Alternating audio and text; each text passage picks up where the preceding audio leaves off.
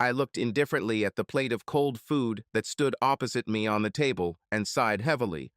It was another lonely evening as I sat alone waiting for my husband to come home with more excuses about how he had to work late. He hardly left the office during the Christmas and New Year holidays, and even when he was at home, he spent most of his time working. I knew he was working on a big project, but this was the 9th time this month he'd skipped dinner, and the month wasn't even halfway through. Looks like it's going to be another long and lonely month, just like January, I thought sadly as I took another sip of the excellent white wine I'd bought especially for this evening. I had just blown out 2 candles on the table when my mobile phone rang. I grabbed it and saw the name Stephen, my husband of 4 years, on the screen. Hello. I decided to answer the call rather than ignore it. Hi, Jessica. I'm sorry, but Carl and I are still working on this merger. He suggested we go to the Red Lion and get something to eat to continue our discussion. I took a deep breath, tears already starting to form in the corners of my eyes. So when should I expect you home? Do not wait for me. It will be late. We have another problem in the negotiations. When is it too late? I have prepared a romantic dinner for tonight. It's probably after midnight, and I'm sorry about dinner, but this merger requires all of our attention right now. If everything works out, we will ensure our lives. I will wait for it. I answered not without irony, wondering if the rest of his life with me was part of his plans. I have to go. I love you, baby. Okay. I hung up abruptly. One tear rolled down my cheek, and I wiped it away, blinking to keep from crying. This is not what I expected from my marriage, and certainly not what the first 3 years were like. Taking a glass of wine, I swirled the pale liquid in it before drinking it in one gulp, and let my thoughts wander to the past, remembering how I met the man of my dreams. I met Stephen Morton at a wedding where I attended alone as a bridesmaid, and he was one of the groomsmen. From the moment I saw him, I couldn't take my eyes off him and tried to find a reason to talk to him. We immediately hit it off. He was 3 years older than me and 27. Tall, 6 feet tall, with messy brown hair that always seemed a little scruffy. His piercing brown eyes captivated me. He charmed me from the first minutes I met him, and I was delighted when he invited me to dinner. However, my own deep-seated insecurities prevented me from even considering the possibility of a long-term relationship with him, at least at first. I always thought that I was too thin and inconspicuous for anyone to seriously want to date me. This uncertainty scared me away from the idea of serious relationships with several men I had briefly dated before. But Stephen didn't see me like that.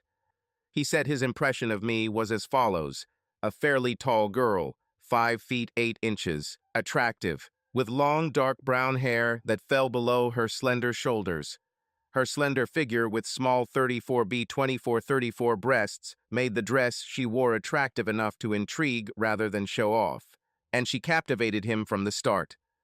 Although I was inexperienced with sex, having only had unsatisfactory experiences with 2 previous guys, I nervously slept with him on our 3rd date.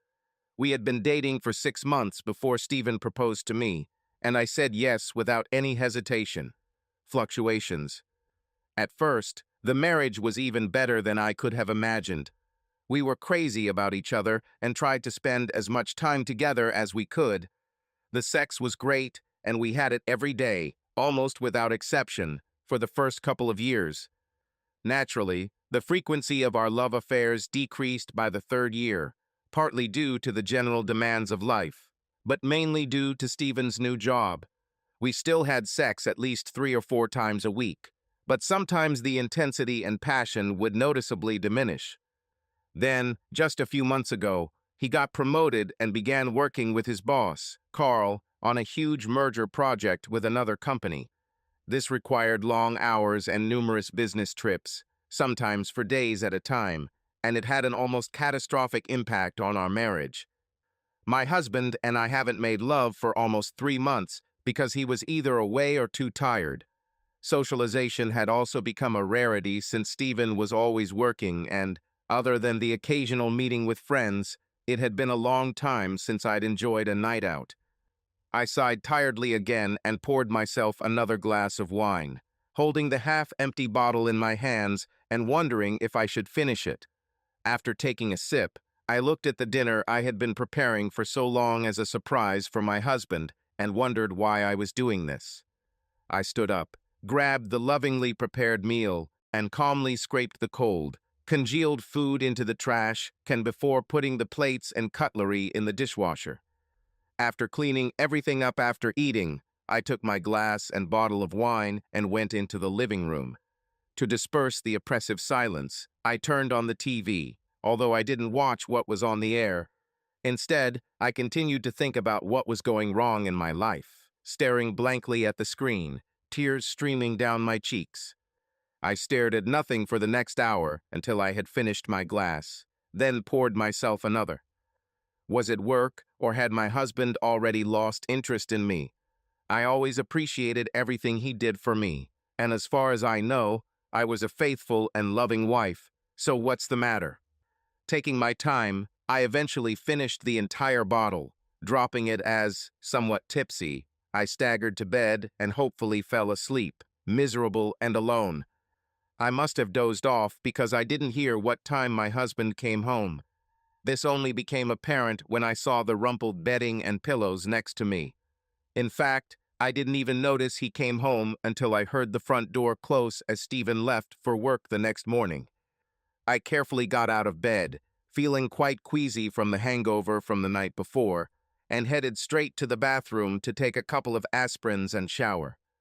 When I returned, wrapped in a towel, I saw a handwritten note left on the bedside table. "Jessica, I didn't want to wake you because you looked so peaceful. Sorry about last night. Things are pretty tense right now. We're almost done. I'll be late tonight. We meet with the other party for drinks to finalize everything. Do not wait for me. Love you." I grabbed the piece of paper, looked at the note angrily, read it twice, and then crumpled it and threw it in the trash. I looked so peaceful. He didn't want to wake me up. Doesn't he understand what date it is? Looking at my reflection in the dressing table mirror, I realized that I was fed up with sitting at home alone, waiting for my absent husband. If he can be out of the house until God knows when, doing God knows what, then so can I.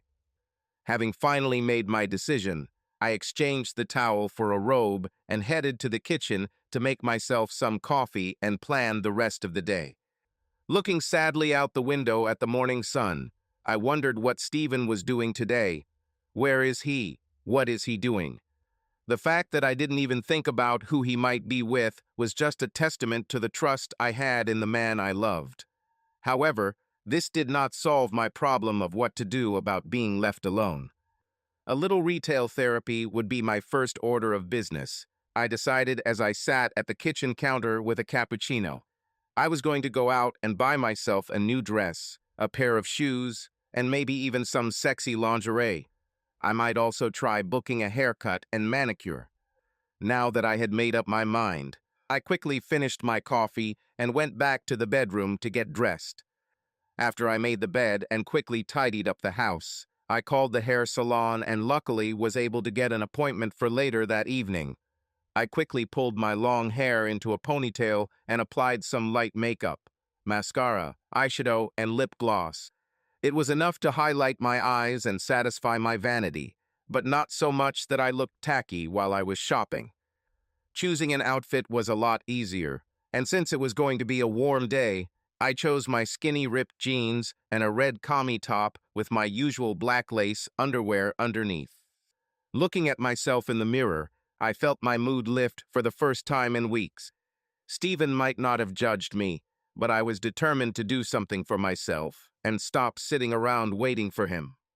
Having done everything necessary, I looked at my watch for the last time, saw that it was already 11:15, took my bag and keys, and left the house. There was surprisingly little traffic on the roads, and I had no problem driving into the city center in 20 minutes. planning along the way which shops I wanted to visit. After parking the car, I walked the short distance to the main street and looked around before starting my search for a new dress. It took me visiting several stores and small fashion boutiques before I found exactly what I wanted. The spaghetti strap dress was fitted at the bust with a deep V neckline that was held together by two shiny silver buckles. It looked elegant while showing off just the right amount of my modest cleavage. The skirt was unusual in that it reached mid-thigh at the back, but curved upward at the front, crossing at mid-thigh and exposing a significant portion of the leg. Very pleased with my first purchase, I decided to celebrate by drinking a cappuccino before continuing with my shopping. Walking up to the nearest coffee shop on Main Street, I discovered that I had to wait in a short line to place my order. Having placed my order, I took the cup and turned around, when suddenly the man behind me took a step forward and touched my arm. Most of my drink spilled onto the saucer and onto the floor. Unfortunately, some got on me too. "Oh God, I'm so sorry." A deep voice made me look up straight into a pair of deep blue eyes. "Please, it's my fault. Let me order you another one." Oh, thank you." Slightly dumbfounded, I could hardly answer. "Cappuccino, right?" the young man asked, taking the cup from my hands. "Please. Sit down and I will bring it to you." Blushing slightly, I sat down at an empty table and watched him. Tall and dark-haired, with an athletic build, I estimated his age to be in his early 30s, although he carried himself with a confidence that suggested he was considerably older. "I'm very sorry for that," he apologized, bringing me fresh coffee along with his own. "Do you mind if I sit down?" "Please sit down. And thank you." Waving my hand, I pointed to the empty chair opposite me, smiling at him. "Thank you." Sitting down, he extended his hand. "I'm Charles." "Jessica." As I shook his hand, I felt his fingers squeeze mine, holding me a little longer than was comfortable. "I'm such a clumsy idiot sometimes." He smiled at me charmingly.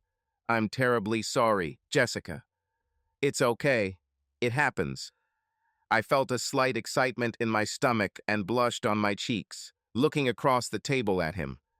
But the consequences are not always so pleasant. If I hadn't run into you, I wouldn't be sitting here enjoying coffee with such an attractive young lady. I blushed even more at the compliment. It was very flattering, and the attention, even from a stranger, was something I hadn't experienced in months. I happily sipped my cappuccino slowly, chatting with him over our drinks as we both got to know each other better. "How is your shopping going?" Looking at my bag, he asked after a minute or two. "Well, I already have the dress. Now I need to find shoes and one more thing." I blushed, thinking about the underwear I was hoping to buy. "Oh yes, of course." Laughing quietly, I saw his piercing eyes sparkle with interest. "Ladies' underwear? Now you have really intrigued me." Laughing with a girlish laugh, I took another sip from my cup to hide my shyness. Unable to help myself, I wondered what it would be like to stand in front of him in the underwear I was planning to buy, and a warmth ran through my body at the thought. "Are you buying anything special for today?" His question brought me out of my thoughts and returned me to the present. "Oh, well, I hesitated, remembering my absent husband and his lack of attention in recent weeks. "Special meeting with someone, or a secret date you want to keep secret." He winked at me, smiling mischievously. No, nothing like that." I faltered, feeling my cheeks heat up again with embarrassment. Confused by the way the conversation was going, I quickly finished my cappuccino and started to leave when Charles reached across the table to take my hand. I'm usually not so persistent. Looking straight into my eyes, he held my gaze. "But I really like you, and I would like to have lunch with you. If you have time." Stunned by his courage, I was momentarily speechless. If he noticed my wedding ring, he didn't mention it. I felt my pulse quicken and my heart pound in my chest, and I knew my cheeks were glowing even redder. Having difficulty resisting the urge to agree, I was eventually able to mutter an answer. Uh, I, I, um, I really shouldn't. I, I'm married. I see, he raised my left hand and looked for a moment at the gold ring on my ring finger. But it's just lunch, he continued convincingly. We both need to eat, and it would be nice to enjoy lunch in such an attractive and pleasant company. Well, uh, I guess that, um, like you said, it's just lunch. I hesitantly accepted his invitation, although I knew that I should have refused. Wonderful, he drank the last drops of his drink and stood up to join me. Shall we go? Having flattered his interest, I felt any resistance I had been suppressed, and, nervously, I gave in to his insistence. Taking his arm, I allowed him to lead me out of the coffee shop to a small bistro nearby. I knew it was wrong, and I should have said no, but I had spent so much time alone these past months while my husband was busy with work that I couldn't help but enjoy the attention this handsome young man was giving me. Opening the door to the restaurant, he ushered me forward, and before I fully realized what I was doing, I was sitting across from Charles at the table, looking at the menu. Perhaps you would like some wine. He distracted me from the menu for a moment. Oh, yes, thank you. Just one glass of white, please. He called the waiter and placed his drink order before focusing on the menu. If you like seafood, I heard the squid here is excellent, he informed me, showing that he didn't know that quickly today. Sounds great, agreeing with his proposal. I put down the menu and looked at my dinner companion. Then I'll join you. Charles smiled charmingly at me and placed his order when the waiter returned with our drinks. What are your plans for the rest of the day, Jessica? After shopping, of course. He calmly took a sip from his glass and asked about my future plans. I brought my drink to my lips, recalling my thoughts about the day, and thought for a moment before answering. My hesitation was partly due to wondering about his intentions, and partly due to the effect he was having on me. In the end, I decided to be honest. I planned to do my hair and manicure later, and after that I thought about getting dressed and going out into the city to have fun. Without your husband, I guess, he did not answer, leaving me the opportunity to make any assumptions. Somewhere in particular, he continued insistently after a short pause between us. I smiled, slowly regaining my composure. Not sure yet. Maybe to one of the big hotels. I heard that several bars were playing music. That's when food arrived at our table, temporarily interrupting our conversation. You know, these squids are really, really good, I confirmed after the first few bites. You've clearly been here before.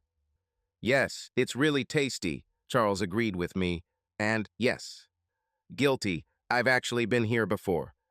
I laughed, and we continued to discuss the bistro and the excellent quality of the food for the next few minutes as we ate. Finally finishing my meal, I put down my knife and fork and picked up my glass to take another sip. I really have to go. I need to finish shopping before going to the hairdresser.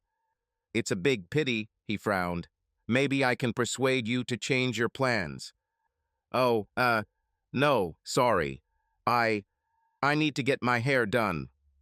I felt myself starting to panic. This was not part of my plan for the day. Being caught off guard in the middle of the day was not my intention.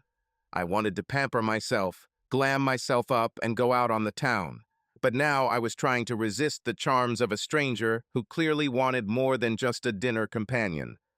Are you sure? Your hair is already beautiful, he said, smiling, and I felt my pulse quicken again. Thoughts of how we could spend the day together filled my mind. I, uh, I, uh, I can't stay. I need to go. My loss, Charles smiled, maintaining his charm. Well, I'll keep an eye on you later. There are not many luxury hotels in the city with good music. If I were you, I'd try Marlborough. Thanks for the advice. I quickly drank the rest of my wine and thanked him, offering to pay half the bill, which he promptly declined. It's at my expense, as compensation for your company. Thank you, I gave in gratefully, standing up and preparing to leave. Charles stood up too, and I was right in front of him. Maybe I'll see you later, Jessica. I leaned over and kissed him lightly on the cheek. Perhaps, retreating, I smiled at him suggestively and took my purchases, leaving the bistro. Without looking back, I went outside. I could almost hear my heart pounding as I resisted the urge to turn and spend the day with Charles. I had a plan, and I was going to stick with it to meet my own needs and not anyone else's. Walking outside, I took a deep breath, looking around before heading to one of my favorite stores, Victoria's Secrets. Every time I go there, I feel like I could spend hours looking through the laundry, but today I didn't have time. After browsing through the racks, I was rewarded when I found a three-piece set in green satin with black lace, and the garter belt had 8 straps instead of the usual 4. Having completed the purchase along with several pairs of stockings, I hurried to finish the remaining purchases. Shoes were the last item on my list, and it took me 3 stores before I found a pair I liked. The black 3-inch stilettos with the unusual double ankle strap were exactly what I needed. And after purchasing, I even had a few minutes left before my appointment at the beauty salon.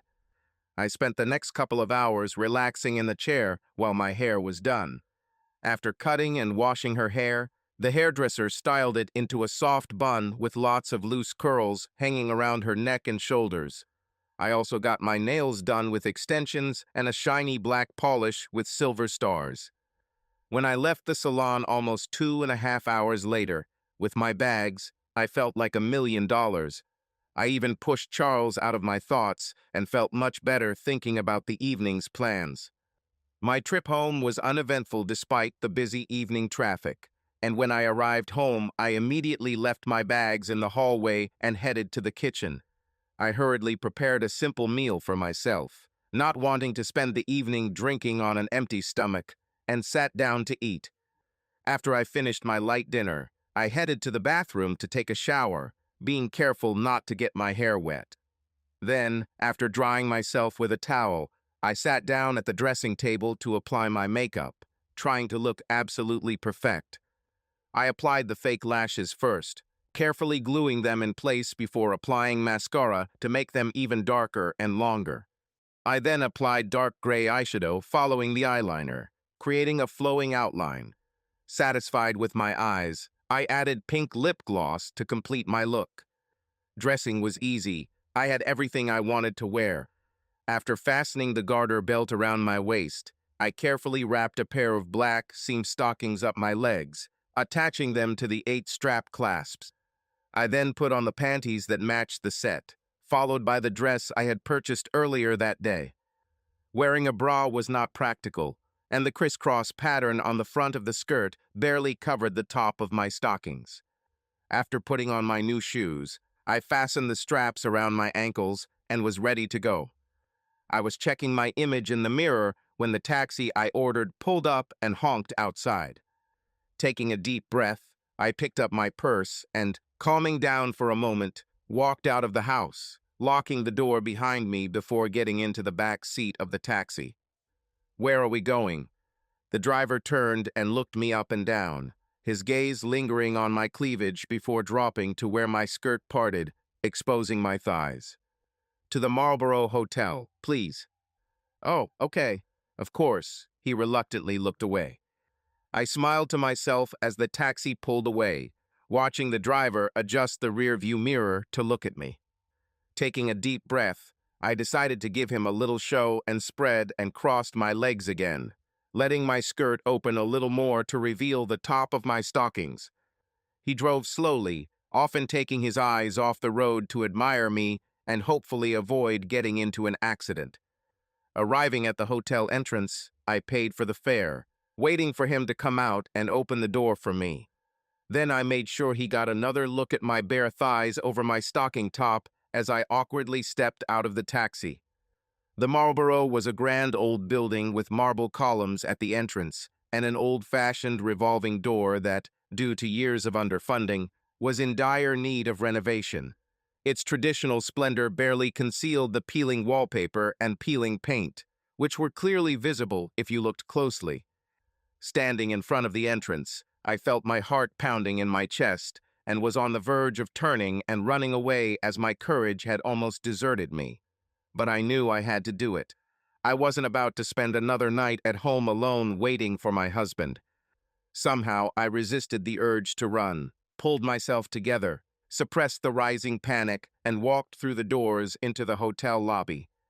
My heels clicked on the tile floor as I walked, holding my head high, ignoring the lustful glances of several men present, and headed towards the bar. Pausing at the entrance, I listened to the music of the live band on the small stage in the back while I looked around the room.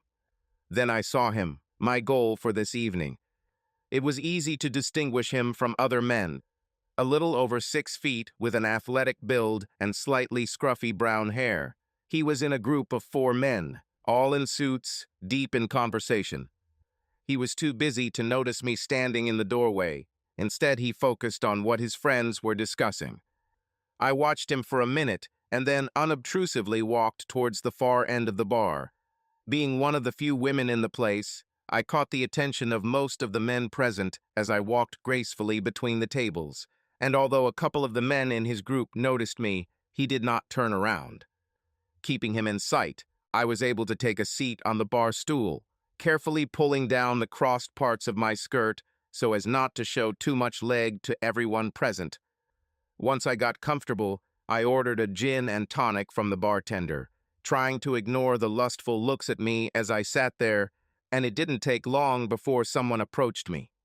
He was older, probably in his 50s, with steely gray hair, but looked very fit for his age. "Can I buy the pretty lady a drink?" I raised my head and batted my eyelashes in response. "That's very nice of you, but I already have it." But he did not give up. "Is this a temporary failure or a final one?" "Maybe later," I suggested, smiling at him sympathetically. "If we are talking about money." He stopped his sentence when he saw my look and realized that I was not the kind of girl who was looking for clients.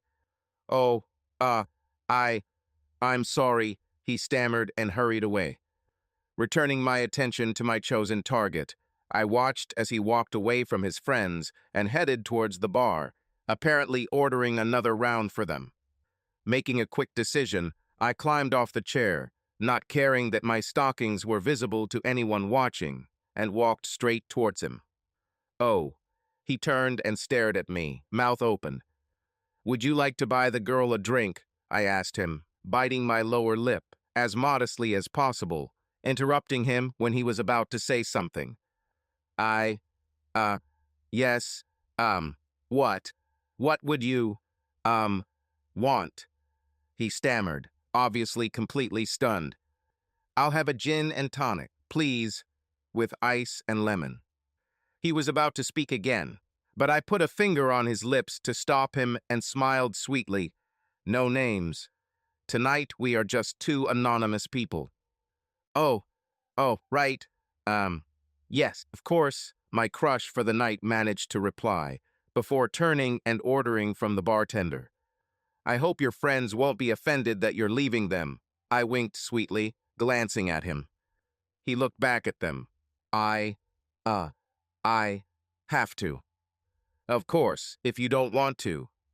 I left the sentence unfinished and looked around the bar. "No, of course, I'll just take this and, tell them." With these words, he took 3 glasses, leaving them on the counter, and returned to your small group. I sat on the bar stool and crossed my legs, carefully positioning the crosshairs in front so that only the dark stripes at the top of my stockings were visible. "You come." A voice behind me made me turn to see Charles, the young man from lunch. "Oh, it's you. Hello. I like the dress. I assume this is what you bought today," he continued, looking at me appraisingly. Thanks. "Yes, that's it," I replied, keeping my eyes on the man I had chosen as he talked to his colleagues. "So maybe I can buy you a drink?" Charles asked cautiously, noticing 2 glasses on the bar counter. I looked at him and smiled. nodding my head towards a group of men nearby. "Thanks, I'm fine. I just got some." "Ah, my defeat again," said Charles generously. "Well, if you change your mind, Jessica, I'm here a little longer." As I watched him leave, I took a sip of wine. Who was that? I turned to the man I had chosen when I entered the bar. Just someone I met today. I had dinner with him, and he wanted to invite me to dinner tonight. "Only for dinner?" he asked, raising an eyebrow. I laughed and fluttered my eyelashes again. Oh, I doubt his intentions are limited to one meal. "I see.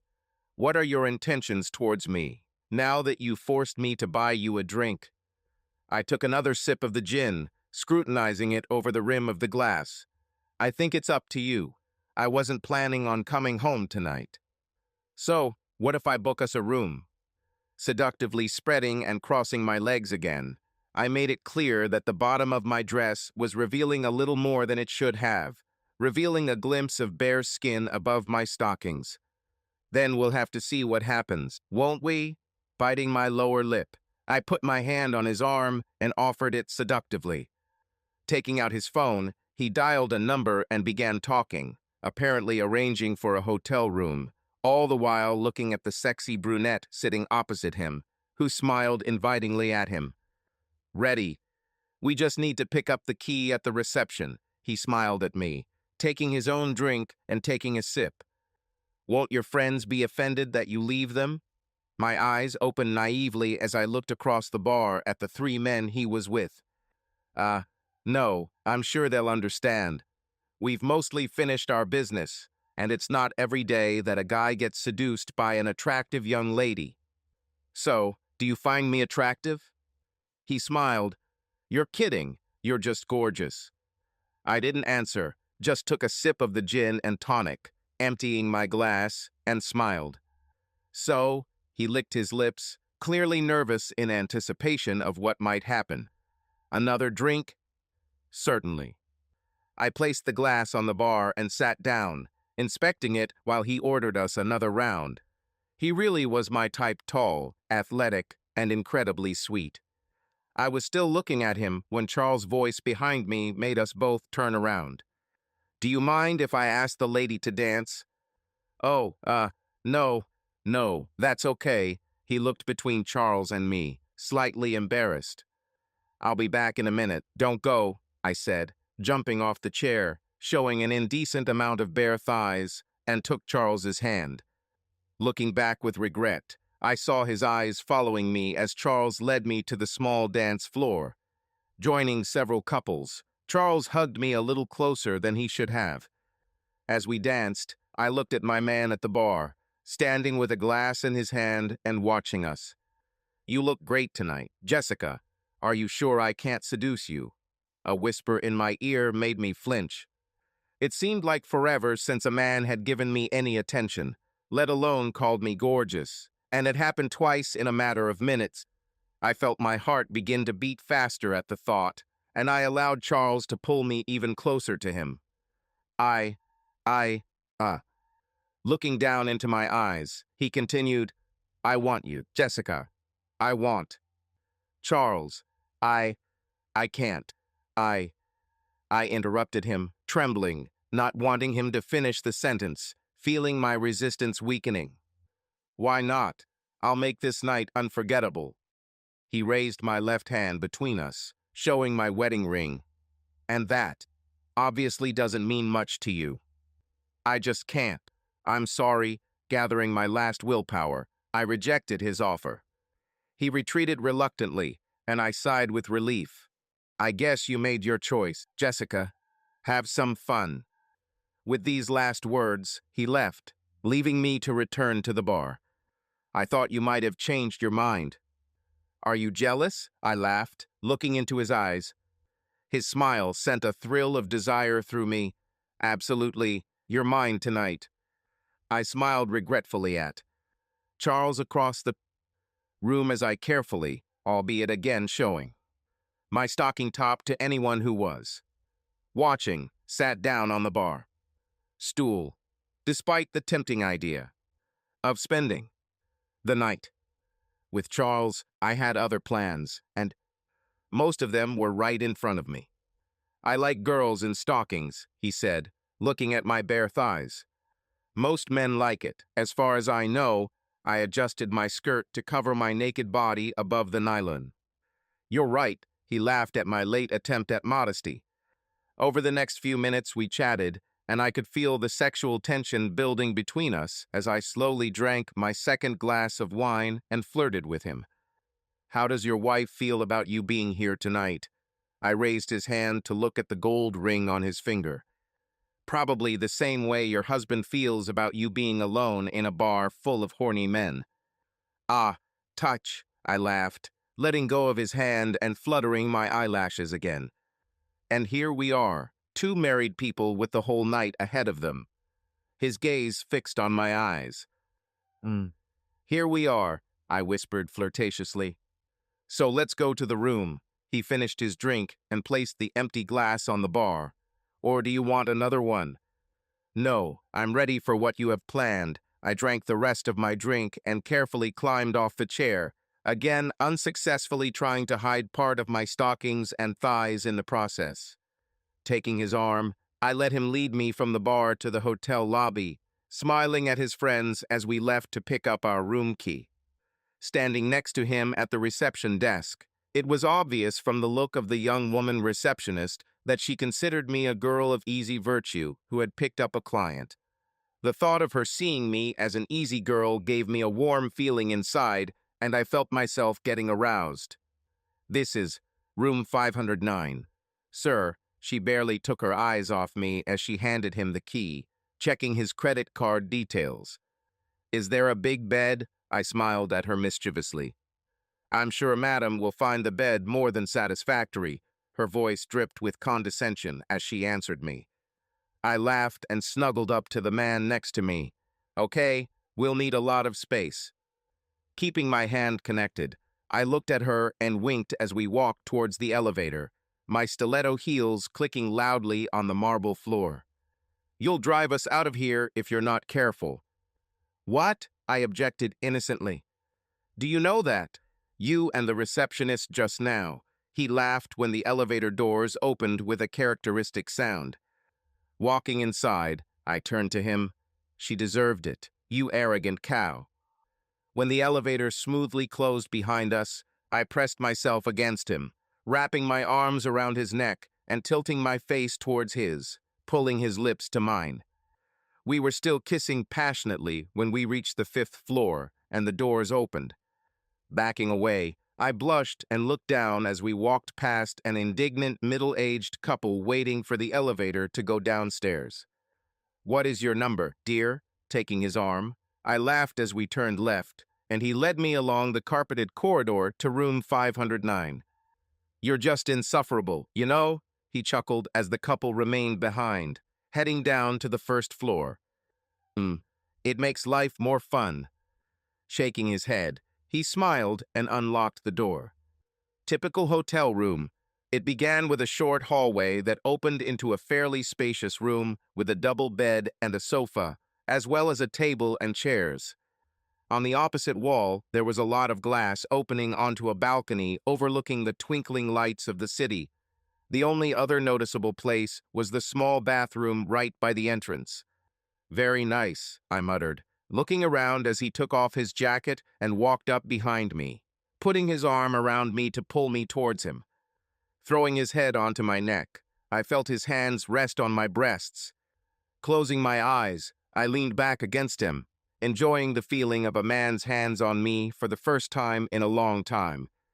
Oh damn, that feels so good. After very passionate sex, I headed to the bathroom. Stopping halfway, I turned to him. Oh, and happy Valentine's Day, dear. I just have one question, my husband asked. Oh, which one? How did you know where to look for me? Who said I was looking? I grinned cheekily and quickly disappeared into the bathroom. Subscribe to our channel so that your second chaff doesn't cheat on you, and go ahead and listen to the next story, because this story is nothing compared to the next one. If you're under 18, don't even think about listening to the next one. Listening to the next one. listening to the next one, listening to the next one.